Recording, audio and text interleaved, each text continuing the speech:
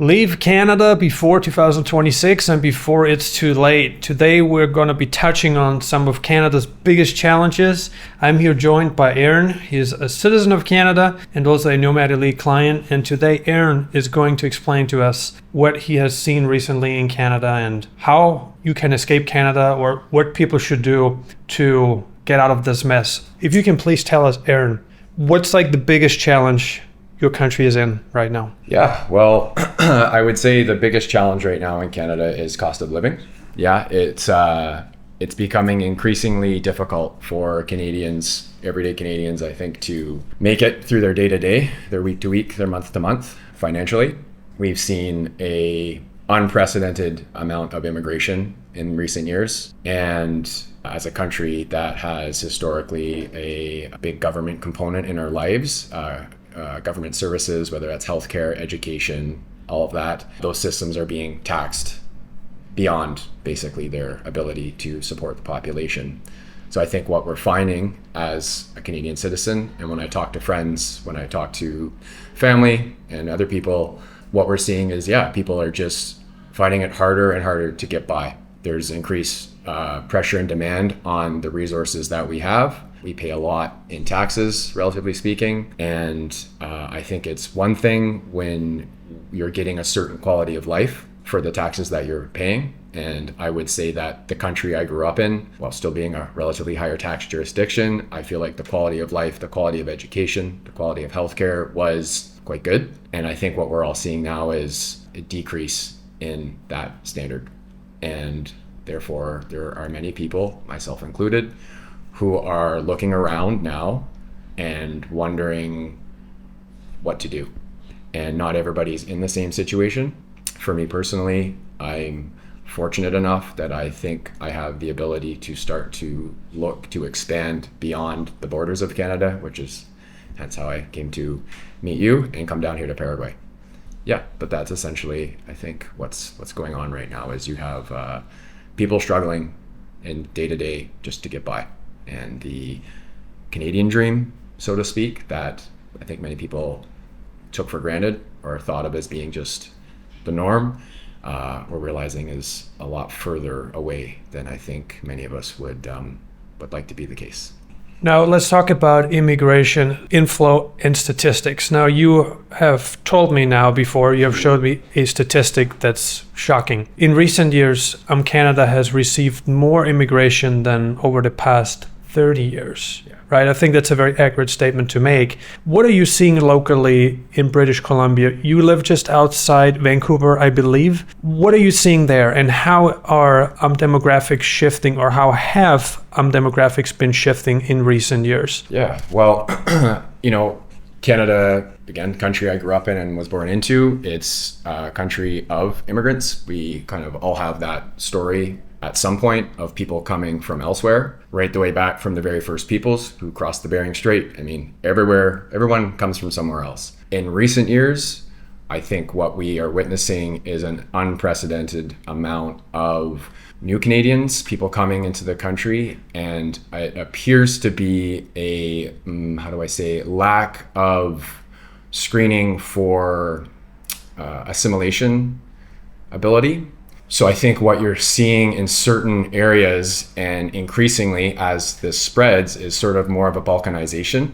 Whereas before you had sense of community, and I grew up with people, I have friends, like still lifelong friends, whose families came from Goa in southern India, or who came from El Salvador. Parents immigrated, we go to school together, and it was, people assimilated and integrated into society. There was, I think, shared values and an ability to maintain kind of a cohesive direction of things. What I see when I go back now, every time I go back, is a decrease in that. And what I see is just fiefdoms and basically either an inability or an unwillingness to assimilate to what I would see as Canadian values and the society that I cherished and appreciated growing up in. There feels like it appears there's been a serious deviation from that. And with that, I think it's fair to say that, not all cultures are the same. Not all people are the same.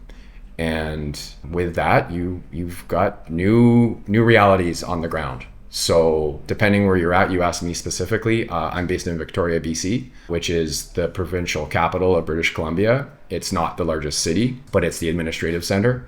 So the greater Vancouver area would be the largest urban population. Victoria is quite a lot smaller, maybe 500,000 or so in that sort of southern Vancouver Island area. And it's a government town, of course, because it's the provincial capital. So like any government town, it has that air to it. There's a certain aspect, I guess, to the local economy and the way things are done. But you will see when I walk to, I was getting some back treatments done for a month or so when I was last up there, and my walk to get treatments every day, I would just see every day on my walk, like new mosque. It's just a big demographic shift. And that in and of itself doesn't necessarily need to be, say, a bad thing, but if there's, like I said, an increased amount of like balkanization and just not really an assimilation, I think I'm of the impression that does not bode well, generally speaking, for the direction of the country. And that, as just a citizen, my interpretation, there might be other Canadians who don't share this, but I'm sure there are many who do, that it's the wrong direction. For me, it's not.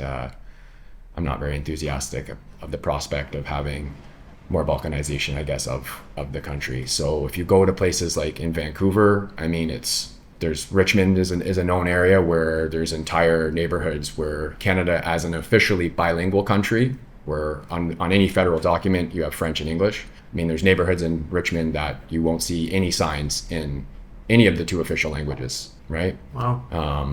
So yeah, it's change is inevitable and it's understandable, and there's nothing necessarily wrong with that. But I think the rate and the pace of the change that has especially occurred in the last, say, decade or so seems to be almost on an exponential ramp. To me, just does not appear to be sustainable for creating the kind of society or maintaining the kind of society that I was familiar with and that I would look for or aspire towards for my family or my friends' family or kids or for future generations. Yeah, so I think demographics have shifted substantially, and I don't know how sustainable that is in the long term. Because now we're importing, you import the issues from the home countries of the places that people are coming from. We have more Sikh members of parliament in Canada than there are in India, is a statistic that I've actually looked up, just for example. And, you can do what you will with that information, but that's a fact. And, it kind of goes on and on. So I'll leave it at that. But I just think as a society, it seems like we're somewhat incentivizing individuals or businesses that I would want to stay to look elsewhere. And we're in turn incentivizing people that I don't know how compatible they are to come. And if you play that movie forward 5 years, 10 years, 20 years, what does that look like? And I think I was just mentioning before we started this conversation here, I just saw yesterday that they're saying upwards of almost 900,000 people have come into the country in the last 5 months. This is a country that has already a massive shortage of houses. And I'm sure, as you're aware, the cost for a home for rent in Canada for what you get is astronomical. And these 900,000 people are going to want homes, and as they should. The bureaucracy is way, way behind. We're 25 years behind 5 years ago numbers. There's a big strain on a lot of the infrastructure and the common good, which I think we took for granted for a long time. So a shocking breakdown. Now, you have mentioned how the current immigration policies of Canada and obviously the results, the impacts that come from uncontrolled migration have on Canada. What are some of the solutions Canadians have to cure themselves from this disease, right? Because there doesn't seem to be a clear path forward in Canada in 2025, right? I mean, I think everyone has their own unique circumstances. So for me, for example, I don't have any kids. I'm relatively mobile, so I'm relatively it's relatively easy for me to pursue looking for options outside of Canada's borders in my circumstance. So a friend with multiple kids and a job and a big mortgage, right, is in a different circumstance. So I think my initial response is just, regardless of one circumstance, I think, and this is likely already happening, I think, as I mentioned, behind closed doors, is we're all taking stock of what we're seeing happening around us and trying to see how we fit into this evolving situation. And I think some are doing better than others at being optimistic of what's to come, or maybe perhaps not seeing the trajectory as maybe as dire as others.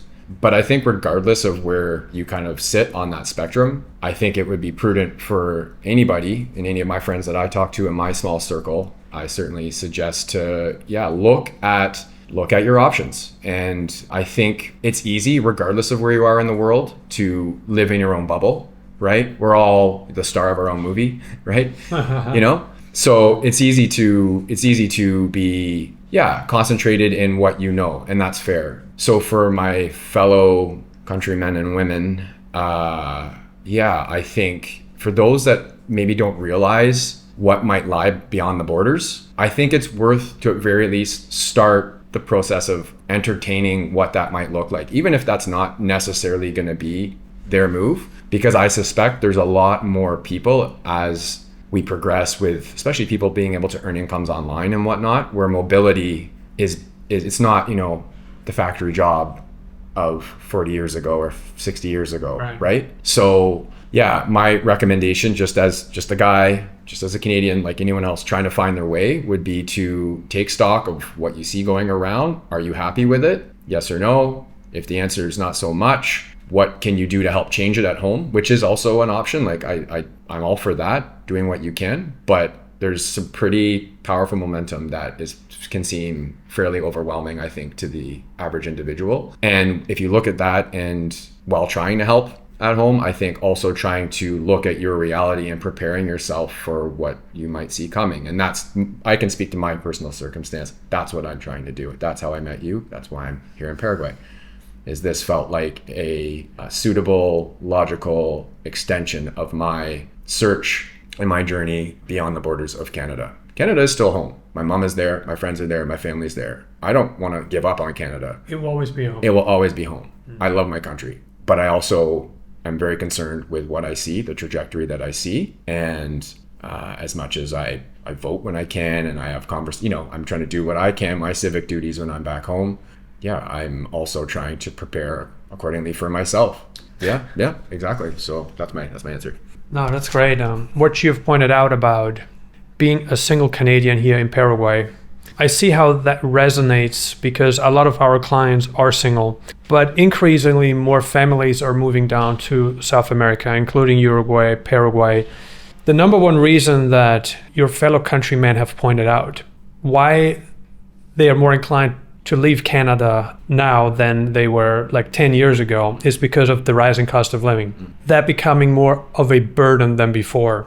Now, do you see this as the main issue in Canada, or would you say it's rather the ever-changing political system that's taking more and more liberties away from Canadians? Or would you say that for an average middle-class Canadian, or even upper middle-class Canadian, the rising cost of living, obviously what you've pointed out, the dissatisfaction that comes with uncontrolled migration, do you think that these two components are the main catalysts that lead to the mass exodus that's happening in Canada? Or are there any other specific components that you see?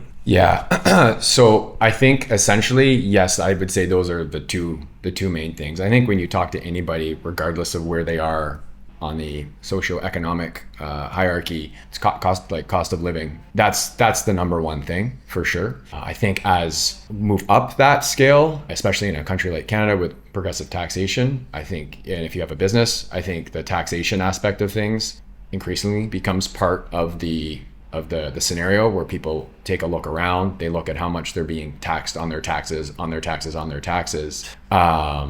and what they're getting for that. It's one thing if I'm paying lots of tax, but it's gold-plated roads, and you can eat off the street, and the quality of the education for my friends' kids or wherever is just world class, and the medical system is just like you're in, you're out, and you're super happy with everything, and no one's stressed, and the system's working and functioning. I mean, there could be a case to be made for, hey, we're paying into the collective and look at what we're getting. I suspect that anyone you meet coming from Canada and other jurisdictions, my guess is, and I'll only speak for myself, is that that's not what I'm seeing. It's an inverse correlation.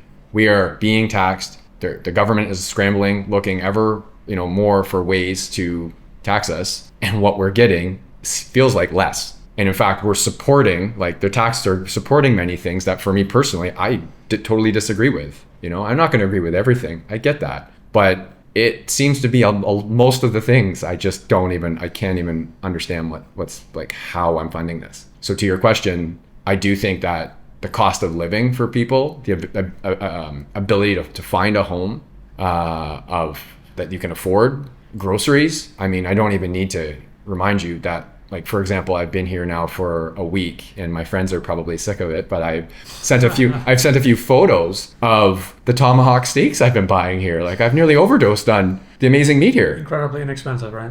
Okay, so like literally a quarter. For example, like, I mean, to those of you at home, 1 kilo tomahawk steak, I did the math, was like $11 Canadian. Yeah, so just that would be $40+ easy at a grocery store back home. So maybe moving down the hierarchy to your question, there's cost of living for sure, taxes, they're kind of correlated, but then maybe getting into a little with the cost of the meat, but then it's quality of life. Like, that directly affects quality of life. And I think that becomes another part of the scenario that I'm sure in conversations with people from around the world, not just Canada, that are kind of taking a look at their situation and being like, oh, well, I could, like, my quality of life goes up. Cost goes down, quality of life goes up. And again, if you are a downhill backcountry skier and that's your thing, well, the Rockies are a pretty good place to be, right? Like, there's maybe that's not so much, you're not a beach guy, or you don't want to be in 40-degree weather. Like, it's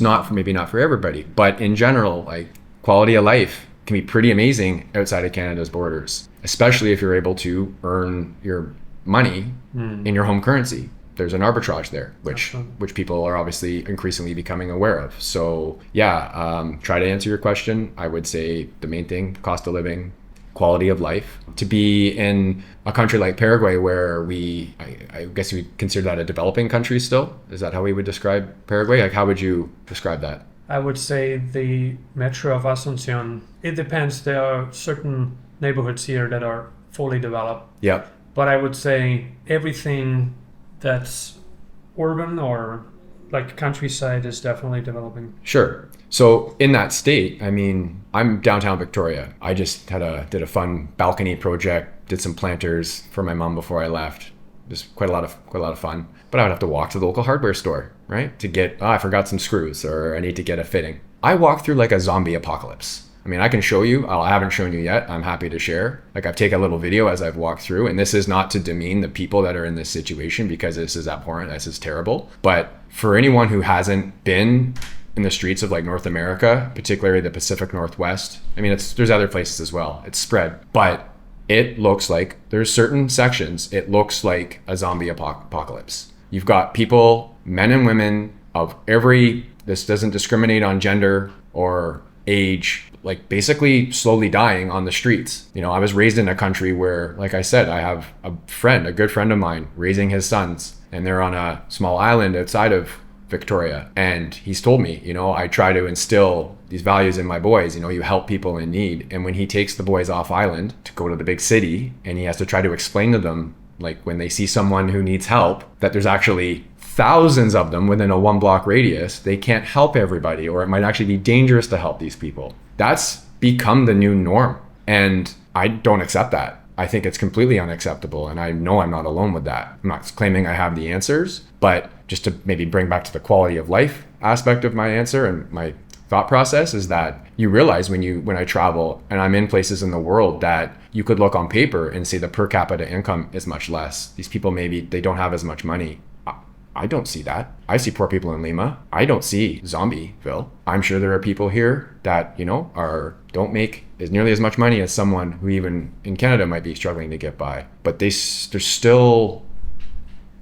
not that aspect, right? And that affects my quality of life, and I'm sure it affects those people's quality of life, where the government's basically subsidizing my tax dollars are paying for these people to slowly die on the street.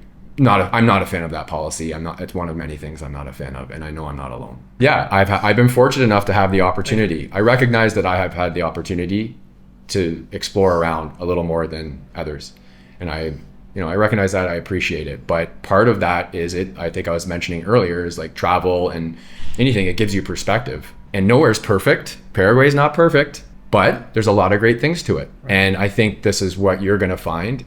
And this is why I'm here, is that there are people assessing, hey, pick your poison, what resonates with you. And more people are going to start to, or I suspect will start to realize that, there's other options. And our country, the one I'm speaking for as a citizen of, is, how do I say, they're making it harder to want to stay and easier to want to leave. I don't think that bodes well. So I don't know if that answered your question. Yes, sir. I think this was one of the most detailed analysis on the current situation in Canada that I have heard. I appreciate it. Thank you so much. No, my pleasure.